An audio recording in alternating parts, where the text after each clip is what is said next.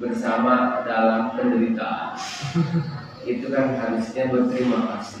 Jangan pernah ingin nambah. Karena apa? Belum tentu itu jaminan bahagia. Ada wanita itu mau halal di madu asal satu adil. Adil aja nggak cukup ternyata, harus cukup. Artinya kebutuhannya. Ada toh bos walet di Madura itu istrinya 9. Bos Pertamina di Solo istrinya 12. Karena dia memahami itu Mazda Wasulah Sawarubah itu Mazda 2 tambah 3 7 tambah 4 11. Kalau nggak bisa 1 lebih 12. Jadi bukan 1 2 atau 3 4. Jadi dikalikan dan ditambah. Saya itu nggak bisa berpikir. Itu kenapa awet? Ya karena cukup, kebutuhannya terpenuhi. Ini kan Ustaz Abdul Samad baru nikah kemarin ya. Sekelas beliau tidak bisa tutup membangun bahtera. Apa kurang ilmu? Oh, kurang. Nikah itu kan bukan karena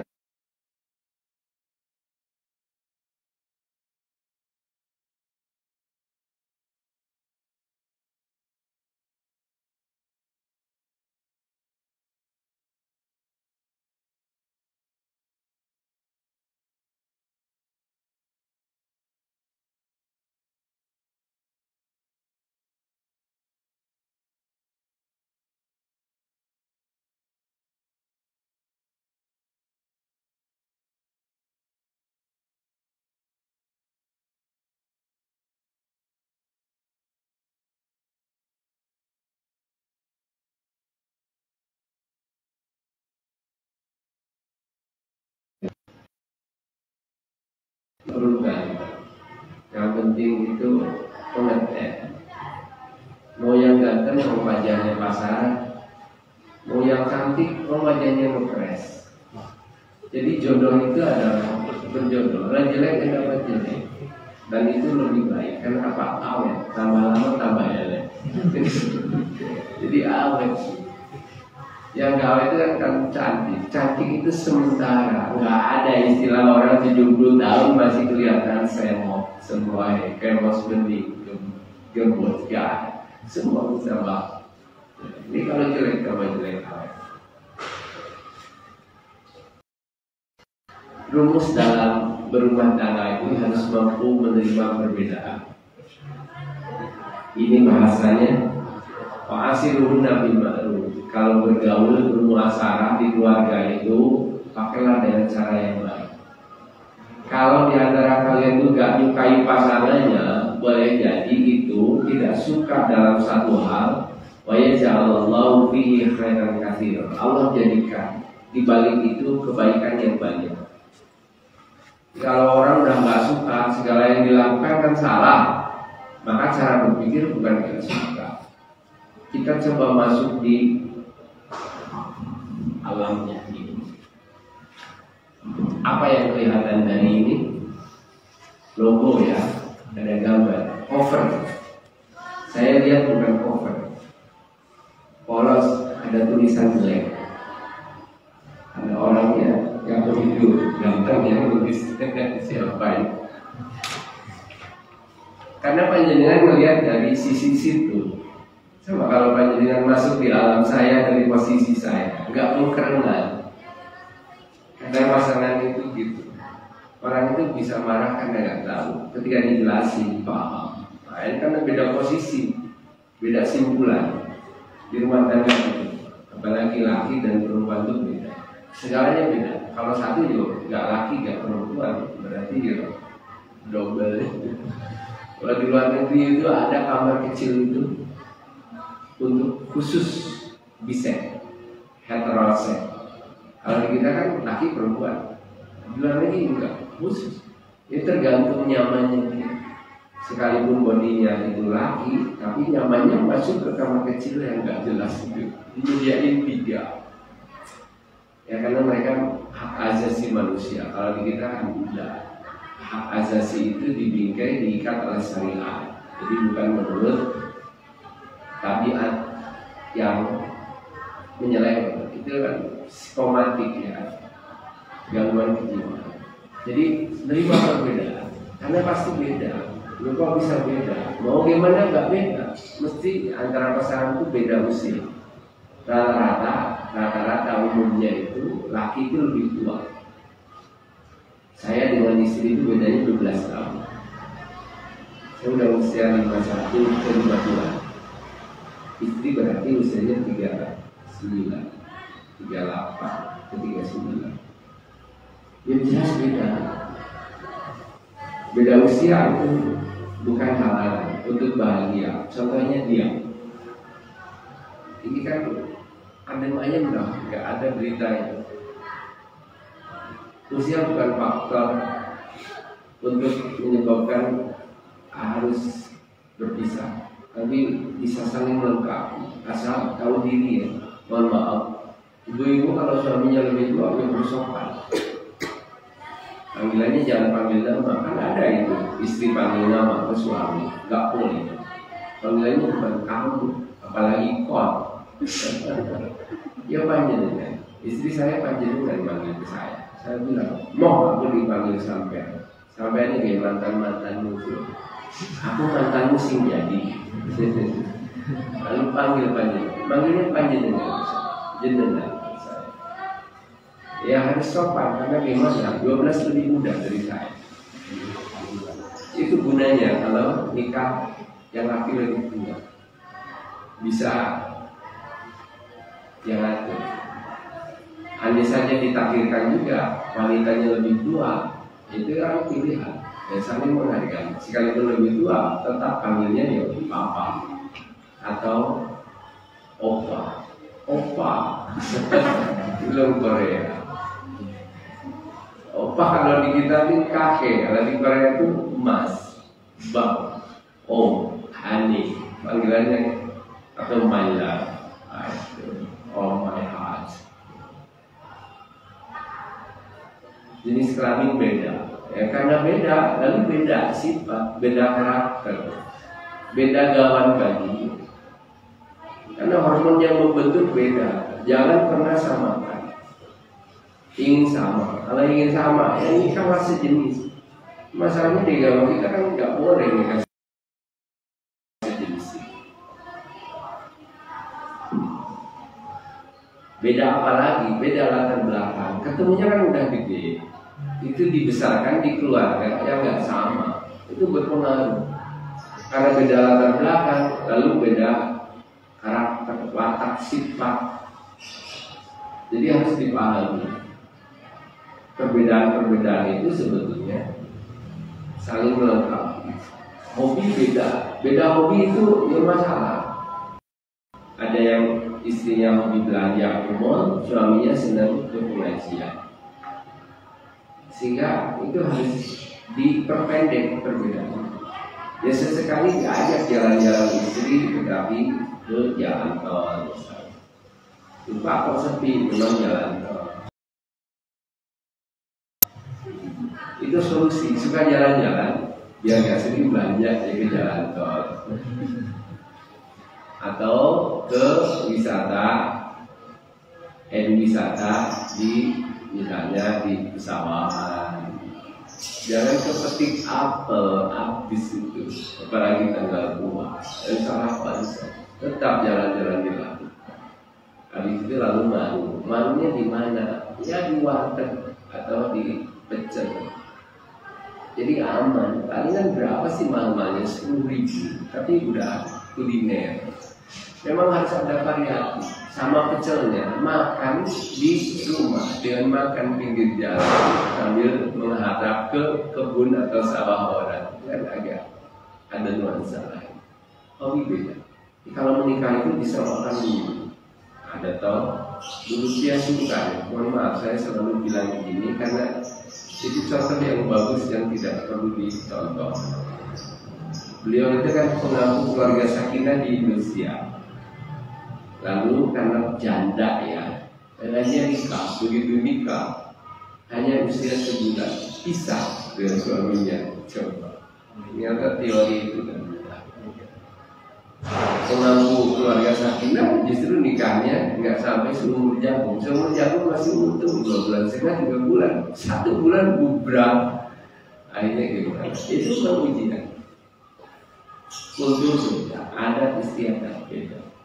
Masing-masing besok mau corok, lain ladang, lain ikannya, lain lubuk, lain belalang, lain ladang, lain ikan. Jadi itu pengaruh.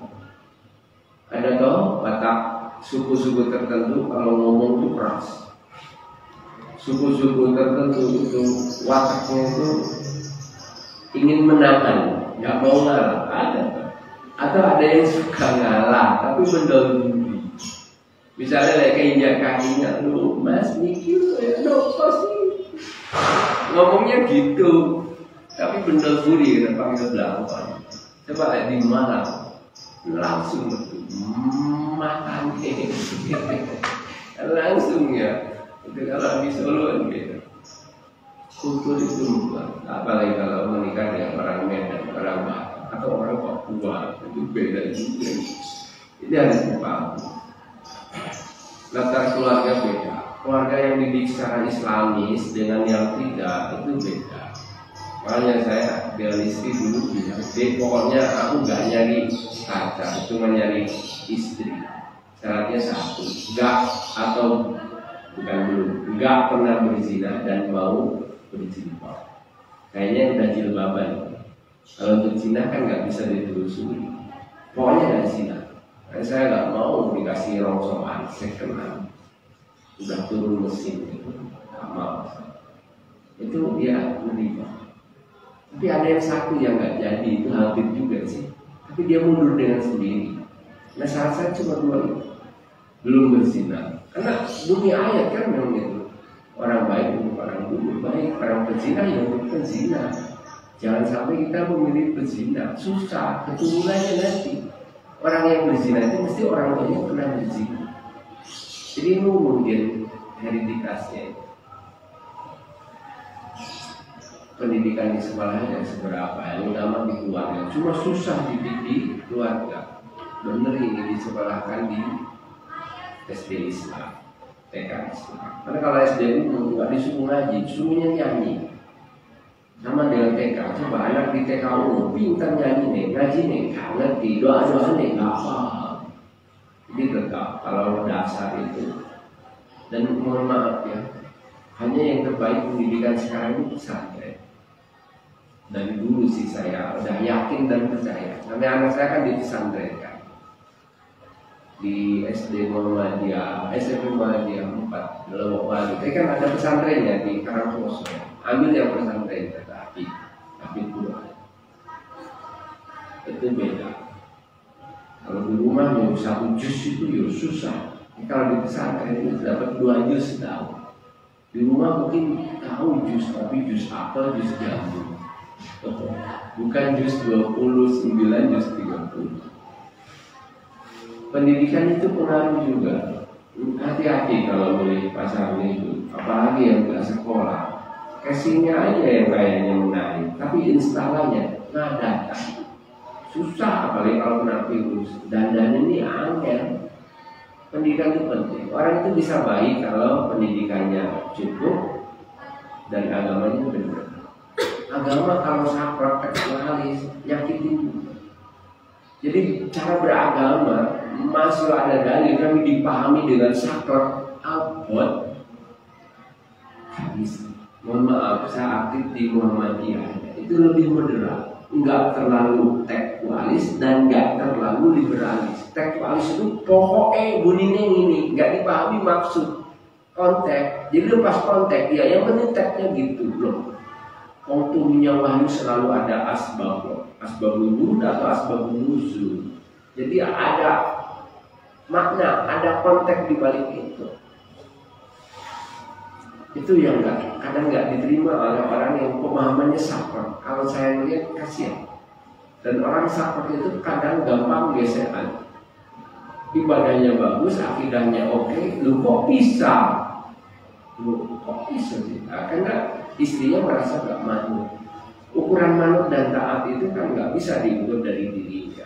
Jadi ketaatan istri itu coba buat juga dari pihak istri. Jadi gak semua harus taat 100% karena dia makhluk hidup yang punya pilihan, punya selera, punya hobi. Jadi gak bisa didominasi lalu dihabiskan dan ditiadakan. Makanya bunyinya di ayat kita itu nikah itu adalah antum libasul lahunna. Jadi pakaian busana. Busana itu saling melengkapi, memperindah, mempercantik, menggenapi, bukan mendominasi. Apalagi menjadi budak belian karena dibeli dengan mahal. Enggak gitu kalau saya memahami. Saya paling nggak setuju itu di khutbah nikah seolah-olah wanita itu posisinya underdog, selalu menjadi objek. Enggak. Nikah itu saling melengkapi. Makanya bunyinya adalah azwaj, pasangan hidup dalam surat Rum. Mengelola perbedaan. Bila berpisah dengan pasangan tidak merasakan rindu ketika pisah, maka itu indikator menurun rasa sayang, rasa cinta. Tapi kalau pisah, rindunya itu semakin berat. Gak bisa makan kalau tanpa memanggilnya, gak bisa tidur kalau tanpa memandang profilnya, maka itu dia lagi kasmaran. Jadi jangan sampai bapak-bapak selalu pulang sendiri. Saya kan lebih sering dengan istri kalau saya. Ini saya itu bukan saya nggak mau, istri yang nggak mau diajak. Ngapain? Terlalu lama. Karena barusan saya pagi udah kesel kali lihat kolam lele di Pak Imam Hambali. Tapi investornya anaknya, yang punya uang putrinya. Barusan dengan putrinya, dengan Pak Hambali, dengan suami istrinya. Pak Hambali, istrinya dan anaknya selaku investor untuk orang tuanya. Pesan 12 kolam. Saya itu kan per kolam ada 5.000, bonus 50, 5.050. 10 kolam ada 52.500 bibit ekor lele. Satu kolam itu kalau 5.250 ya, karena per 1.000 bonus 50, 5.250. Itunya jadi 5.000 lah. Anggap kematian yang 250 kematian 5.000. Kalau 1 kilo 10, rata-rata 1 kilo itu 8. Kalau 10. Kalau 1 kilo 10 berarti 5 kintal. 500 kilo 1 kolam. 10 kolam berarti 5 ton. 1 kolam 5 kintal itu. Saya agak kesini ya, nggak apa-apa, kita santai aja. Karena apa? Kita ini harus bahagia dunia aja. Rabbana atina fid dunya, Tuhan kasih bagian hamba, jatah hidup hamba, rezeki hamba di dunia. Lu harta gak kebawa mati, jauh katanya gak kebawa mati, tapi utang lu kebawa mati. Orang itu gak boleh disulatin kalau belum ada yang tahu gak utang kalau kebawa mati, orang mati sahih aja gak diterima, terkatung-katung. Oh mati sahih terkatung-katung, apalagi kau matinya sangit. Itu tambah blusukan, bisa melebur rokok tanpa hisab. Jadi kita harus berdaya. Nah, orang kaya itu bijaksana. Orang kaya itu kelihatan dari aura wajah. Orang banyak utang ya kelihatan. Kalau saya boleh dulu, boleh. Saya pulang nggak aman nanti. Jadi kita harus kaya. Haji itu kan akan punya uang. Gak usah nunggu 25 tahun, 2 tahun, 3 tahun berapa. Asal pakai ONH fulus 180 juta, 200 juta. Itu bisa dengan lele. Tadi lele 500 kilo, 1 kolam, 5 kintal. 500 kilo kali 15.000. 15 kali 5 berapa? 7,5 ya? Ya, 15 kali 5 berapa? 7,5, 7,5 juta. 1 kolam 7,5 juta. kali 10 75 juta. Oke, ngitung satu kolam 7,5 juta satu kolam. Biayanya berapa satu kolam itu? Kita hitung. Bibitnya itu yang original, KW1, grade 1. Salah bibit bisa gagal panen. Orang itu kalau bodinya jumbo, keturunan Bangkok, anaknya mesti jumbo dan Bangkok. Tapi kalau keturunannya itu kecil, ya panggang pendek, kecil. Grade-nya harus 1, sehingga harganya 250. Kalau di pasaran 150, 160, berarti KW bukan 1. 250 kali 5.000. 250 kali 50.000 berapa? 12. 250 kali 5.000. 12 kali 5 60. 1.250 untuk bibit. Pakannya itu butuh 5 kintal kali 7.500. 5 kali 75 disuruh gitu. Tadi ingat ya 1.250. Ada kok ininya, slide-nya ada. Cuma kalau saya presentasi ngabisin waktu. Enaknya yang langsung praktis kayak gitu. 5 Ya, 3.750. Tadi 1.250 tambah 3.250 jadi 5 juta. Tadi jadi uang berapa setelah panen? 7,5 juta. 7,5 juta dikurangi 5 juta, masih kesisa 2,5 juta. Belum tadi yang lebihnya, kan satu kolam ada 250 lebihnya, masih itu ada 50. 250 itu jadi 25 kilo. 25 kilo kalau kali 15 sekitar 350.000 ya.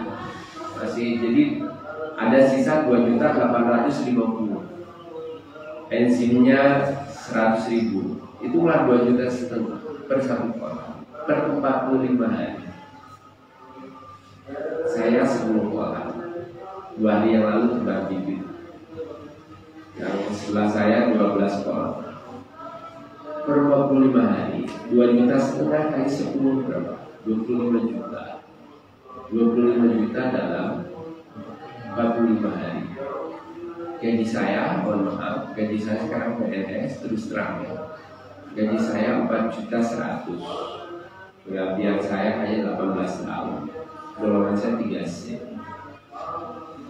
Tapi saya kayak per bulan itu hanya nerima sekitar 1.800.000 sisa gaji karena potong koperasi. 1.800.000 anak 4 istri 1 dan saya bisa bahagia enggak? Puasa ini saya harus daging, normal. Kalau nggak daging, ya harus daging. Daging kalau saya istri nggak sempat masak, istri kalau beli 100.000 daging itu bisa ngasih ke mertua, bisa ngasih ke adik ya 100.000 karena dibuat rendang agak halusin. Tapi kalau nggak sempat saya mesti beli ke warung Padang. Kan satu kadang ada yang 12.000, ada yang 10.000, 12.000 ada itu 50.000 untuk sahur. Saya kalau makan dengan daging, ceramah di mana-mana, aktivitas tinggi, nggak pernah terasa lapar, hak dengan sama sekali, dan nggak terasa kalau lagi puasa, karena makannya daging. Tapi kalau saya makannya tempe, telur, tambah kerupuk, itu jam 9 panas, jam 9 pagi itu panas, lapar sampai setengah 11, habis itu nggak pernah lapar. Tapi mesti jam 9 sampai setengah 11 panas. Banyak kasihan kalau ke anak saya. Saya bilang ke istri, naikkan budget, nggak apa-apa, untuk ibadah. Kan balik lagi uang nih. Kalau nggak punya uang, ayo kasihan, lemes aja anak itu. Saya paku anak saya jadi enteng, masih 8 tahun. Bahasanya sampai asal. Saya bilang ke istri, disuapi, biar benar makannya. Kasihan, ini nggak tambahin dan turun bobot. Udah 16 hari turun bobot. Saya bilang ke istri, ini anak nanti kalau minta buka zuhur kasih aja nggak apa-apa. Karena saya itu suruh sampai asar puasa. Habis itu sahur lagi lalu buka maghrib. Gak apa-apa latihan. Justru sampai maghrib gak boleh. Saya empatkan anaknya dari istri pertama. Dari istri kedua belum ada. Karena gak punya. Bukan gak mau, gak berani. Lek kepingin. Hati karep tenaga sirap bondo juga. Makan mungsel. Sisanya 1.800.000 sok sing dulu. Selamat aja ini istri mau dengan saya. Saya kan punya banyak usaha Bapak Ibu. Usaha saya untuk bakar jenuh. Terus saya bawa tekster. Udah 7 tahun saya, 8 tahunnya tinggi Bapak. Istri senang. Karena dikasih kegiatan di rumah dari rumah. Saya udah nggak bisa berpikir tentang itu. Kiosnya banyak kan. Ada di Kandangan, di Pare Kediri, di Ngeronggo Kediri, lalu Beji, lalu di Bulu Lawang, lalu di Lowomas, depan pom bensin, lalu Kerayatan. Ada 7. Disibukkan istri. Sehingga mohon maaf, dulu istri saya itu segini, manis, cantik, imut-imut. Sekarang segini. Dulu langsing, sekarang langsung. Ciri orang bahagia di Indonesia itu gini, si bobotnya berat dan masuk surga dulu. Nanti kalau ditimbang berat. Tapi itu indikator bahagia. Kalau ngenes itu kan langsing, kurus. Diet yang alami dan mujarab itu gampang.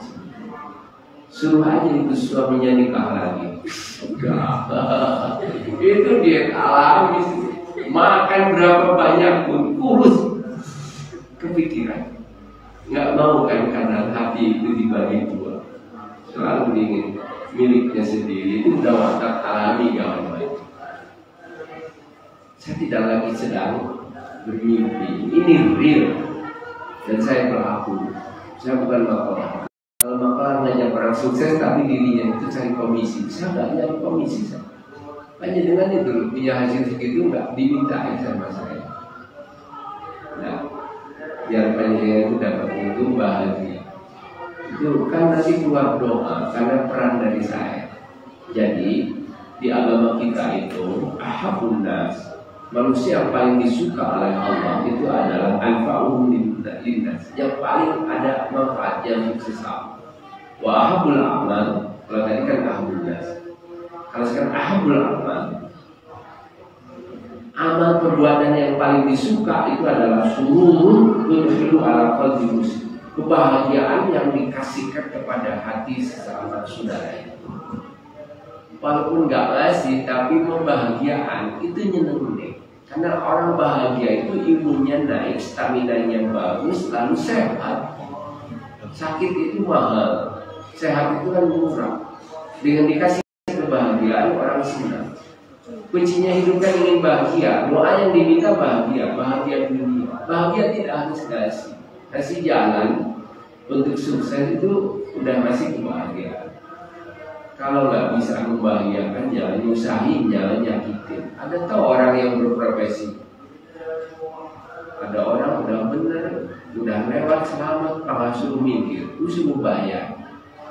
Oh kasihan, saya sering melihat di tiap pagi. Harusnya kan kalau udah lewat selamat doakan sampai tujuan, segera cepat kerja berkarya untuk bangsa dan negara. Enggak, suruh minggir, dia ambil STNK-nya, lalu suruh bayar.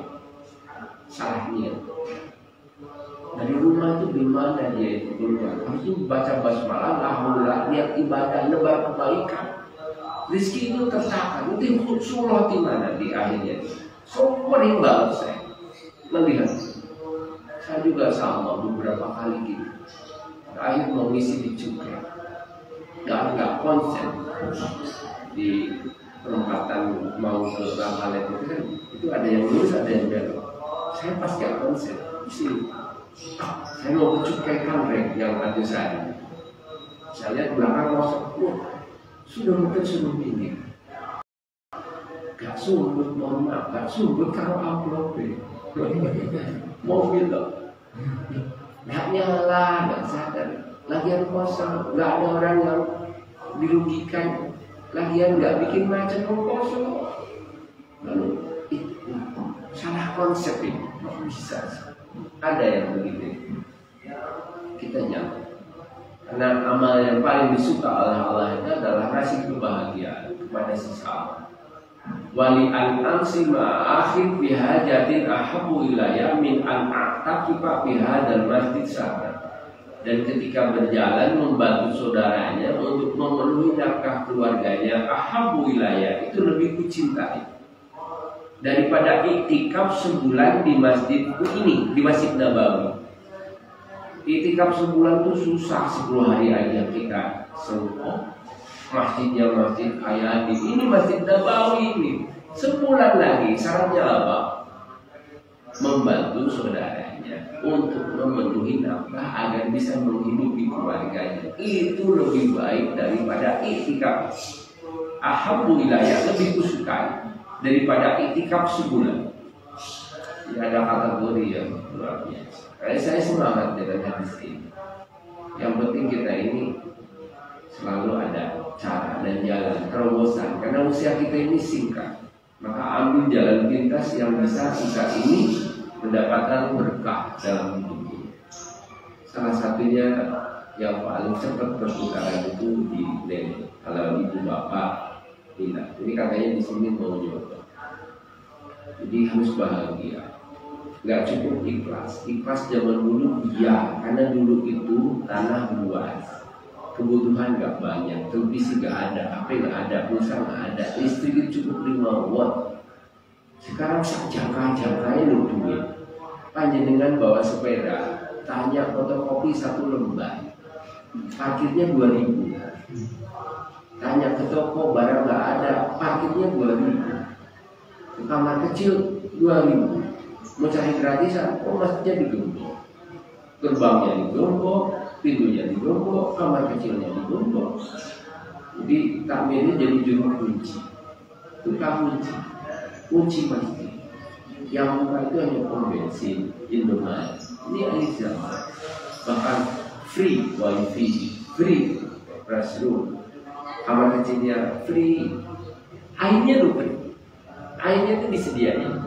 Yang suruh beli kopi dan sengaja diundurkan. Jadi program Indomaret itu menjadi wisata edu, minimarket, market edu wisata. Nawarkan kamar kecil, ternyata di dalamnya nggak ada air. Airnya beli botolan itu untuk cebok karena najis. Kalau nggak ada air, kalau nggak ngalir saya nggak mau. Airnya untung juga. Mereka udah pintar. Tapi masjid gak menangkap itu. Masjid itu mesti digembok rata-rata. Jarang masjid pinggir jalan gak digembok. Apa? Takut kehilangan. Ini rumah Allah, Allah yang jaga. Harusnya dibuka selebar-lebarnya, dipasang free wifi, free coffee, free tea, free milk, susu. Semua serba free. Gak tahu kalau di masjid ini. Saya itu pengalaman saya. Saya pas di Jombang.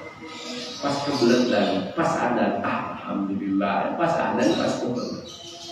Begitu saya masuk, kamar kecilnya digembok, hanya tempat wudhunya aja ada. Padahal ada adzan, ada pujian, sholat jamaah, kamar mandinya digembok. Subhanallah. Orang agamis itu kok ternyata susah berbagi. Padahal tadi hadis yang paling bermanfaat berbagi, nggak akan sampai bangkrut. Itu gak dipunyai sifat rasa kaya itu, utamanya di pengurus masjid. Mohon maaf kalau saya salah. Dilarang tidur di masjid. Namanya orang yang perjalanan ya, kita ingin bertemu. Ada masjid di WA itu dilarang tidur di masjid di shop 1, 2, 3, selebihnya silahkan beristirahat. Itu manusiawi banget. Bukan dilarang tidur di masjid. Apanya yang jadi masalah? Kayaknya nggak ada masalah. orang tidur, udah besar. Kali kalau bayi itu ngobrol. Itu di masjid kami saya pahami dilarang tidur di masjid. Tidur-tiduran juga dilarang. Tidur sendirian nggak boleh. Tidur-tiduran nggak boleh. Mahasiswa nunggu dari kuliah ke kuliah itu butuh istirahat. Yang paling lama di masjid. Jadi jauh dari masjid ya. Terjadi. Mohon maaf kalau saya beda konsep beda. Kemudian kamar kecil di masjid itu rata-rata kumuh, sedikit sempit. Mungkin karena lumpur di rumahnya. Itu saya kira itu. Dia dilihat itu kuota masjid kalau 1000 berarti kamar kecil. Kalau 1 orang itu 10 orang butuh 1 kamar kecil, berarti 1000 jamaah itu ada 100 kamar kecil. Kadang itu enggak. Ada jamaahnya 500 orang, kamar kecilnya itu cuma 2. Bayangin, 1 kamar kecil 250 orang antri. Antri tenang nih poso itu. Untuk wudu antri kamar kecil wudu antri. Baik. Bapak Ibu, loh kok udah mau jam 10, nggak terasa. Memang materi kajian saya tadi agak panjang. Ini 92 halaman, 92 slide, 98 slide. Kita baru setelah 12. Baik, ada 5 atau 10 menit. Kalau ingin disampaikan, ditanyakan, disilakan. Ada ya. Monggo. Terima kasih Ustaz. Yang pertama mungkin yang nampak mungkin kami tanyakan, kalau sholat jam tadi usianya kan 51. Kenapa? Usianya kan 51. Siapa? Ya. Secara kronologis dengan 51 tapi nampaknya itu di bawahnya. Itu tipsnya bagaimana? Yang pertama, kan kalau kita orang olahraga itu ada usia biologis sama usia kronologis. Kronologisnya lahir, nah 51. Tapi secara kasat mata dengan seperti mungkin di bawahnya. Kayak ada sih 10.000 ini. Tipsnya. Yang pertama, yang kedua tadi disampaikan memang ada ayat yang untuk zina disampaikan ada gennya.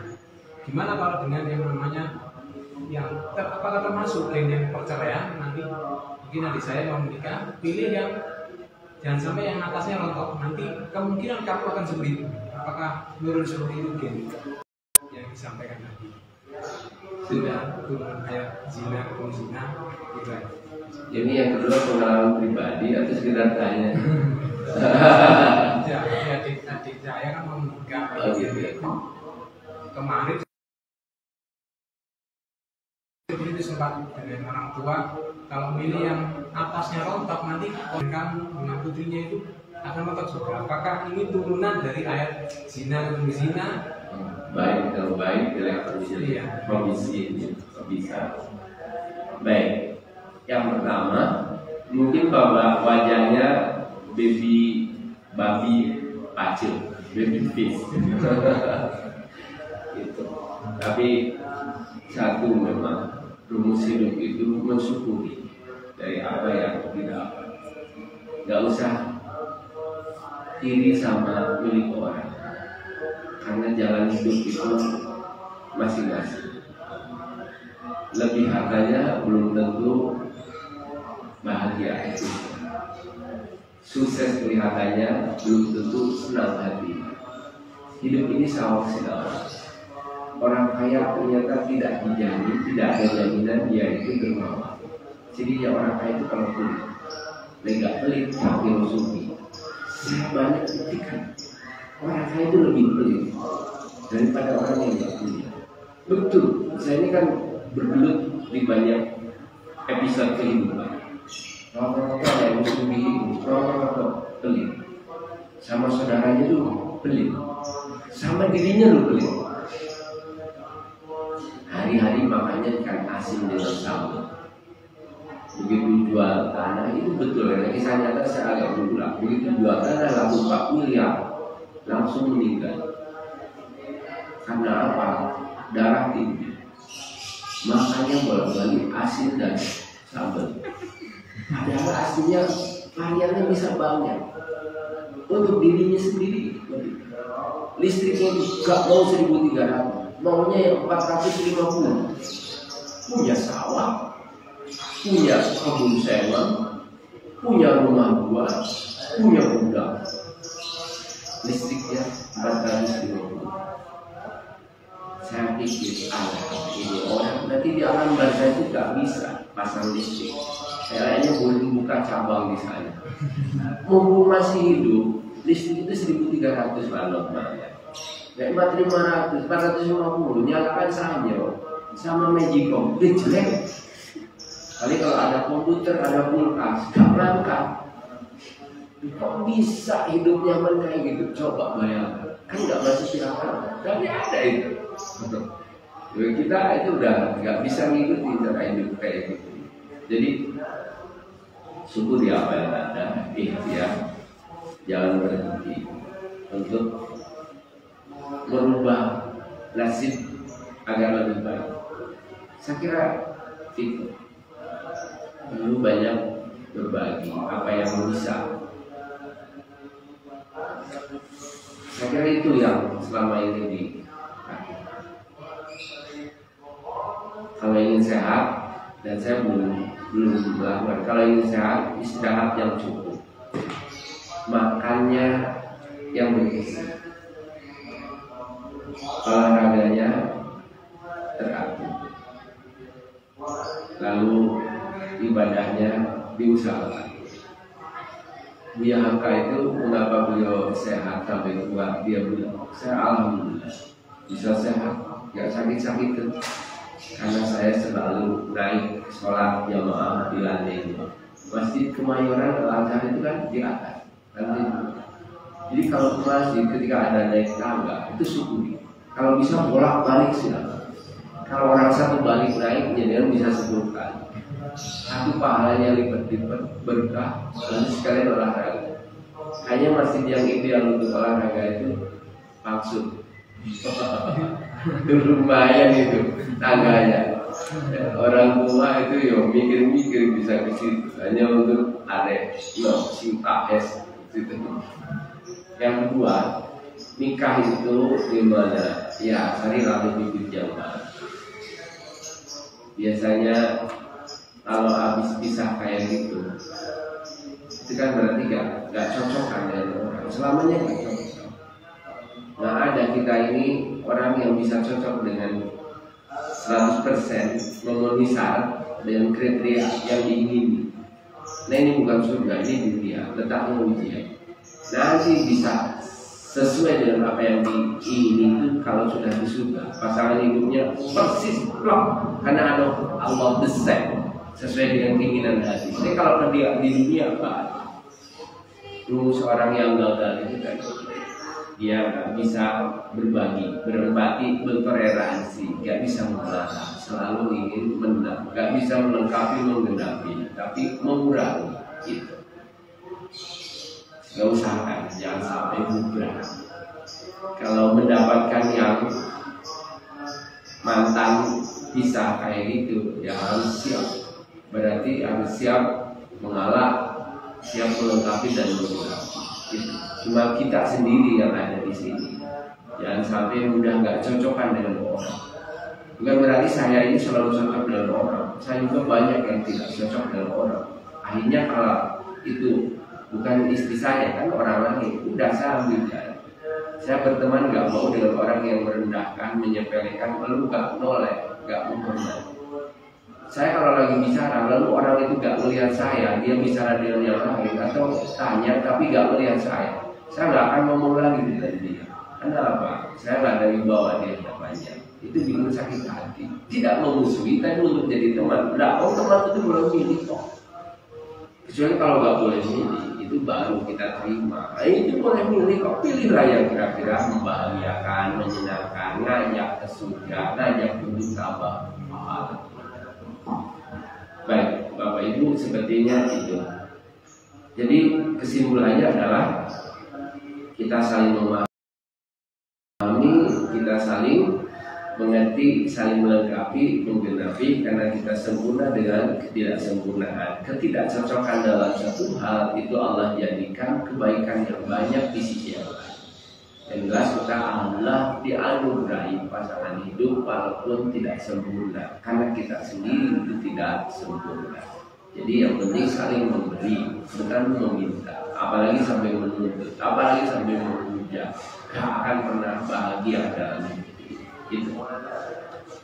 Karena kalau dapat pasangan hidup yang bikin susah itu cepat berubah.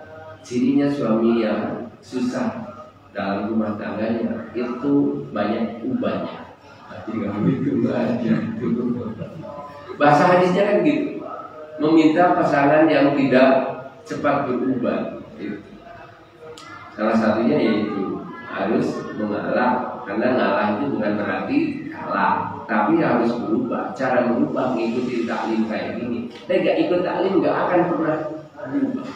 Karena dengan taklim dapat ilmu, dapat berkah, dapat rahmat, dapat doa malaikat. Hati dibuka, lalu gampang menerima nasihat. Ada tuh orang kalau dinasihati balik koreksi, padahal yang nasihat karena kasih, tapi dia nggak terima, lalu balik koreksi kepada orang yang menasihati. Dia nggak akan pernah bisa terima. Oh, nggak ada yang sempurna itu hanya Nabi. Begitu ada yang ngasih tahu itu diterima. Mohon maaf, saya kadang kalau di pengajian kan langsung polos, aspros gitu. Bukan apa-apa, biar berubah. Kadang orang itu ada yang tidak berubah kalau nggak dikeplak. Dengan bahasa kiasan itu nggak ngerti saya. Tapi kalau langsung cos gitu kadang ikut dong maksudnya. Memang tipe orang macam-macam kayak gitu. Baik Bapak Ibu, selesai sampai di sini. Cuma catatan terakhir dari saya adalah kalau ingin tadi ada tambahan untuk membantu suami atau untuk membantu anaknya, ada jalan terpendek untuk bisa dapat lama. Kalau nggak bisa satu orang itu hubungan kerjasama dengan teman, berbagi. Semakin banyak yang terlibat itu semakin berkah dan semakin banyak untung. Jadi kalau usaha itu libatkan sebanyak mungkin orang, karena rezeki itu seperti padi, nggak akan salah alamat. Jangan pernah merasa akan keambil jatah kita oleh teman gara-gara teman diajak oleh kita untuk bekerja bersama. Berbagi bersama itu berkah asal ada kejujuran dan amanah di dalam. Di sini saya kira bisa dicoba nanti untuk dibuktikan. Lalu setelah itu bisa ngajak yang lain berbagi dalam bahagia. Karena kita sudah bisa jamaah dalam sholat, di ekonomi orang Islam itu susah untuk diajak jamaah. Harusnya ada pesan dibawa dari jamaah di masjid itu, jamaah juga di luar, utamanya dalam pemberdayaan. Karena yang paling susah dalam hidup ini adalah nyari nafkah. Jadi ilmu itu gampang, bahkan masih gratis. Tapi nyari harta lebihan itu berat. Kalau nggak dicari dengan maksimal itu nggak dapat. Kalau usahanya asal-asalan, dapatnya asal-asalan. Kalau niatnya setengah-setengah, dapatnya setengah-setengah. Jadi yang diniati serius, bismillah, ikhtiar, tawakal, doa, tawakal lagi. Gitu. Kita tutup dengan alhamdulillah, amin. Dan kita berdoa mudah-mudahan di bulan Ramadan ini kita dianugerahi usia yang berkah, yang sehat, yang afiat, yang panjang, lagi banyak kebaikannya. Allahumma salli ala Muhammad wa ala Muhammad. Allahumma barik umurana wa sahih asadana wa nawwir qulubana wa wasi' arzaqana wa ila khairi turidna wa ala sari aqidna wa qina wa ijana fid din wa dunya wal akhirah innaka ala kulli syai'in qadir. Rabbana hab lana min azwajina wa dhurriyyatina qurrata a'yun waj'alna lil muttaqina imama. Rabbana atina fid dunya hasanah wa fil akhirati hasanah wa qina adzabannar. Subhana rabbika rabbil izzati amma yasifun wa salamun alal mursalin walhamdulillahi rabbil alamin. Tapi kalau yang benar, Assalamualaikum warahmatullahi wabarakatuh.